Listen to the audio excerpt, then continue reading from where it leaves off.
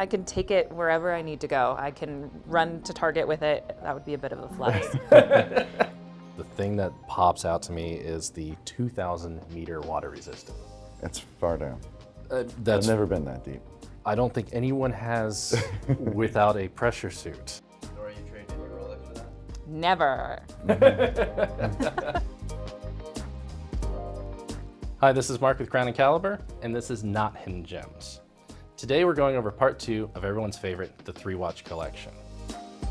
I recently sat down with HODINKEE's deputy editor, Nora Taylor, and editor Cole Pennington, who came and visited us here at the Atlanta office. We're going to explore the HODINKEE Capsule Collection through the archetypal, everyday, evening, and weekend watches, and what that means to Nora and Cole. Today, we have the weekend watch. If you want to check out more of the HODINKEE Capsule Collection, go to crowncaliber.com or look at the link below. So let's get into it. So here today with Nora and Cole from HODINKEE, talking about our weekend watch pick in the HODINKEE Capsule Collection. And weekend watches is usually the fun one, where you're not thinking about having to get dressed up, you're not thinking about just an everyday workhorse, you're thinking about like, what's something that is good for when I'm out in the go and what I tend to do in my weekend activities. So what does a weekend watch mean to you? So more than anything else, a weekend watch probably has to do the most for me, like go to the widest variety of events, places in one day. So I want to watch that I can walk out my door at 10 a.m. and there we go. Pretty baller. Mm-hmm. Just a little. And then come home at 2 and the watch has like fit in everywhere that I've gone. That doesn't mean that I'm beating it up necessarily. It just means that I like want it to, it's like a good date that you can take anywhere, you know? Fair enough. I'd say I'm a little flashier on the weekends, so I want a little more fun. Been at home in the sweats all week, working at Yeah. home. Time to have some fun. Exactly. Weekend Nora and workday Nora. Yeah. Totally different. One of them's a monster. One of them. It was very fun. And very fun. So yeah, I guess that's what a weekend watch means to me. Fair enough. And Cole? I think weekend watch is pretty personal to your weekends, right? So for me, it's also a chance, we say weekend things like it's a jeans and a t-shirt watch, it's a weekend watch. My opinion on the weekend watch is it doesn't have to be the jeans and a t-shirt casual thing. It could be whatever you want for that weekend, right? So fair enough. If you're going to a black tie event that weekend, it's a dress watch. If you're going scuba diving, it's a 2,000 meter water resistant IWC that you're dropping off the edge of a cruise ship accidentally. Or if you're just at home in sweats and you want to ball out by yourself, it's a solid gold Rollie. Mm-hmm.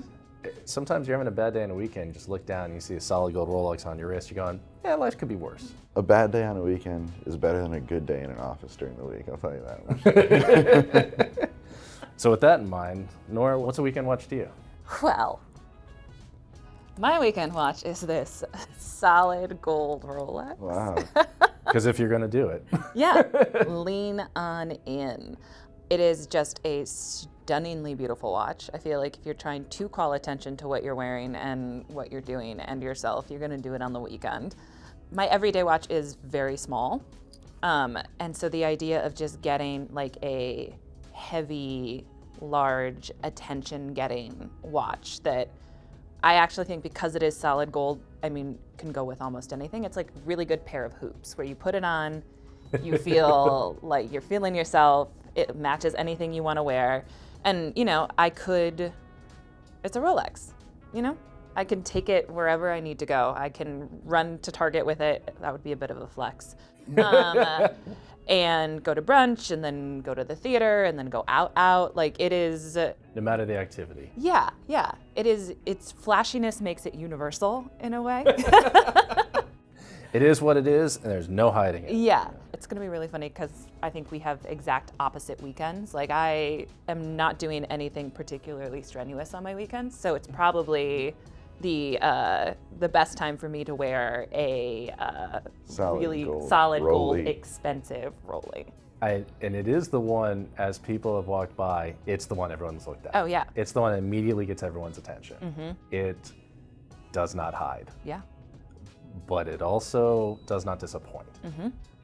When you expect a solid gold Rolex, you want it to feel like a solid gold Rolex. You don't want it to hide. You're there to say, this is mine, let it roar. Yeah.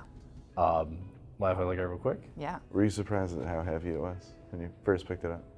I was, yeah. Yeah, that's one of the things about solid gold watches, especially when the bracelet is solid gold. Too. Yeah. You kind of pick it up and like, oh man, I almost dropped that. It was so heavy. That's my physical activity for the weekend is like wearing my Rolex. You can talk about history of watchmaking, horology, you can talk about movement finishing, you can talk about everything that people come to watches for. But I think the little kid in us, so to speak, all of us kind of want to wear a gold Rolex at some point. It's the Gordon Gecko, I don't know. It's just this thing that's just a little much and that's fun. I love it for what that is. Yeah. Unapologetically. I think it suits you well, Nora. Really. But I will say, it'll be hard to wear silver rings and jewelry with this. You know, That's that a would small be hard. sacrifice I'm willing to make for my solid gold Yeah. Rolex. Would you engrave the case back? And if you were to, what would you put on it? Ooh, that is an excellent question. I would engrave it, and I would, You'd have to think about that one. yeah, You have some time. I have some time. It'll be a little while to save up for this guy here. Yeah. I mean, my gut instinct is to just write something really stupid on it so that someone would, in a couple of years, if I like die and leave it to someone, are like, why do I have a solid gold Rolex that just says cheese? Like, Or put tribute to your favorite sandwich shop on the back Yeah. or something. That's you have to kind of explain that though, because no one's gonna. No, it was good.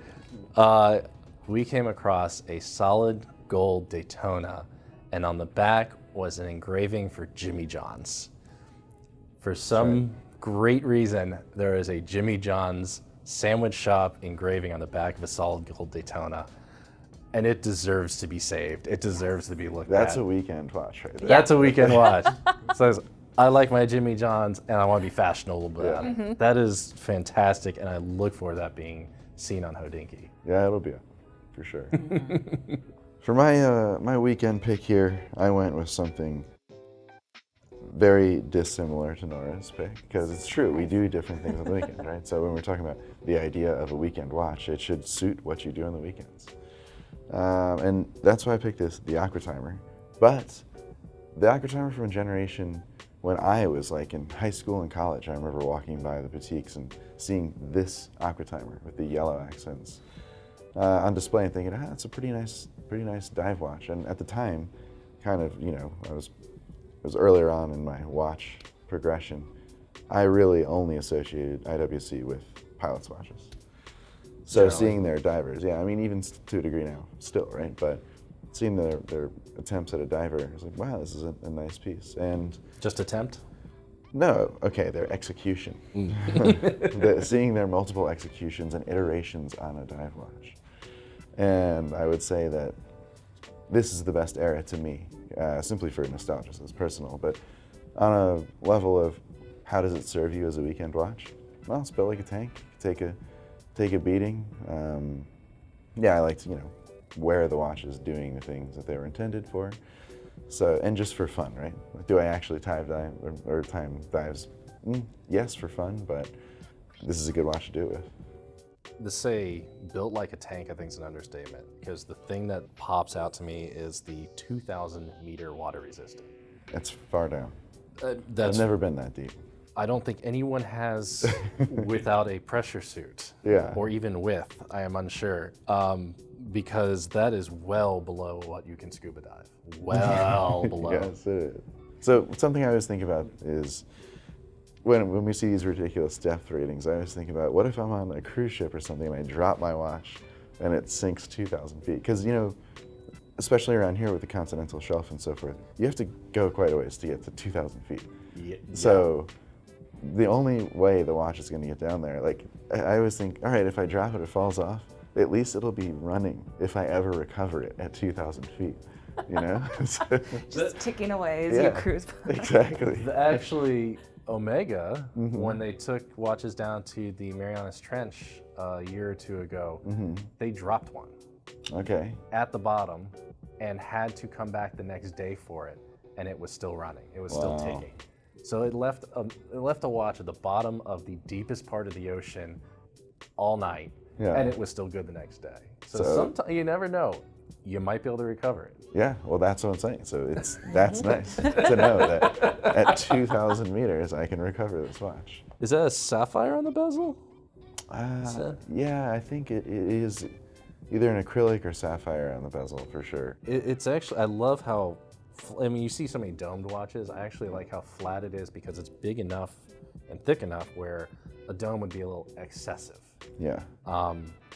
So it actually, just that little design feature is a nice consideration. I really love it. Even though it's built like a tank, I don't think it wears particularly big, to be honest. No, I think that's what makes it a good weekend watch. It doesn't really get in the way.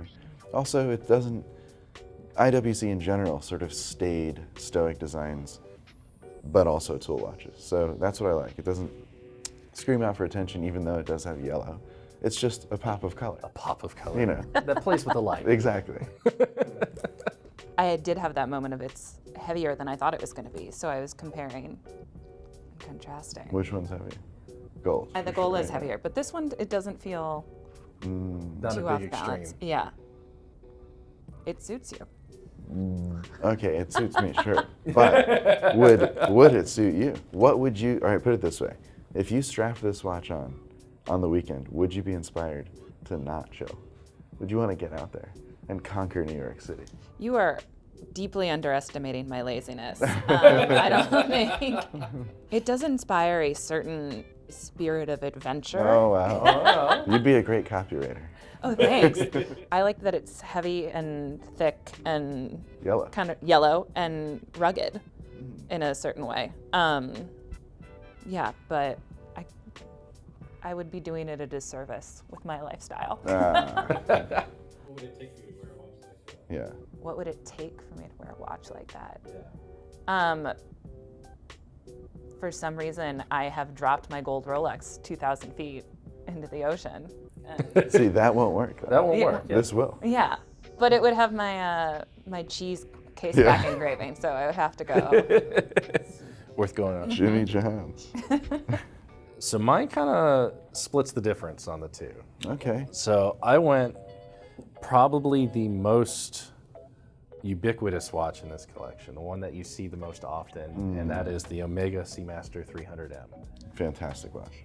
The new one, which I will say this is the first watch that had me not care about a Submariner. It is the first watch where I went, oh, yeah, I don't even need to look over there. I love the ceramic bezel and dial combination that you don't see, especially on the dial. The applied indices give a dimension to it that you don't usually come across on this level of watch. Usually you come across that in things that are guillocheed and create different levels, but this gives a dimensionality to it that it's hard not to enjoy, and I love the white because it just gives more to it. And Omega does something with this that is the reason I don't like modern Rolex sports watches. Where I think Omega improves over its main competition, Rolex, is Rolex bezels on modern sports watches are engraved, and it gives I don't like the feel of it. I don't like it's another spot for dirt and chipping, and even that may not be a thing for most people. I love the fact that they created a bezel at Omega that was ceramic, filled in with metal. It's perfectly smooth and flat. I love the look of it, and that comes from the first Rolex I tried on were the aluminum bezel 4-digit Rolexes that were flat, smooth, and just felt clean. Some character. Yeah, it was, and it's still what I think of when I think of a classic sports watch, because it has to do with what was first for me. What was the first thing, and that usually leaves the impression. So to me, Omega did it right. And I think the 300M has slowly gone from 90s Omega, which was still... Pierce Brosnan, baby. Yeah, and that's a great watch, but it always feels like that was 90s Omega, and 90s Omega is like the rest of the Swiss watch industry. It's getting out of the quartz crisis, it's finding its footing again, And I think every time they came out with a new 300M, it was that much better. And I think this is finally the one to me that's like, okay, I will buy that and never look at a Submariner again. And why I like it as a weekend watch is you can do anything with it. I think it dresses up well if my weekend involves a family get together or something where I want to be a little more presentable. Not quite suit, but you know, I'm wearing a blazer or something like that. It works well. But more often than not, if I'm going out on the weekend, I like to go out on a boat. I like to go swimming. I like to go on a hike. I want something that will take a little bit of a beating. I want to go enjoy nature. And master the sea. Master the sea. And that's my favorite iteration of it. I love it on rubber. I'm probably one of the few people that's not a big fan of their straps. I think that's Omega's weakness is their bracelets compared to their main competitor in Rolex. Rolex mastered the bracelets in the 50s and has never looked back. Omega's still working on it. And I think the current Speedmaster bracelets are better, and they're working on it, and it's getting better. But I love it on the rubber because it doesn't take itself too seriously. It's easy to wear, and it works great with that color combination. Yeah, I spent a long time with this watch. I did a week on the wrist with this same exact model.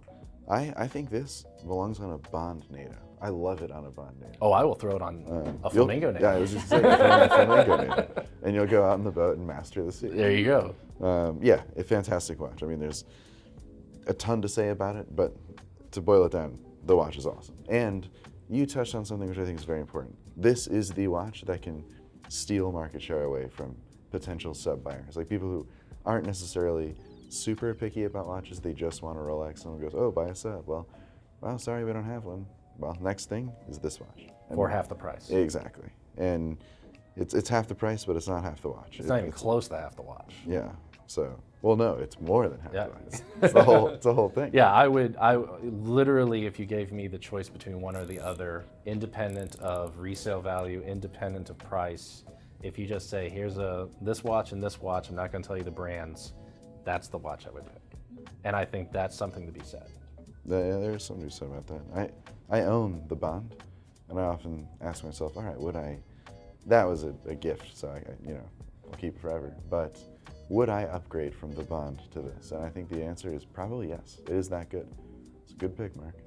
That's a good weekend you got lined up there. Yeah. Whatever it may be. Yeah. Nora, you trading in your Rolex for that?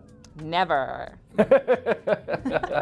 Very different Rolex in Omega, though. That's not the sports Rolex.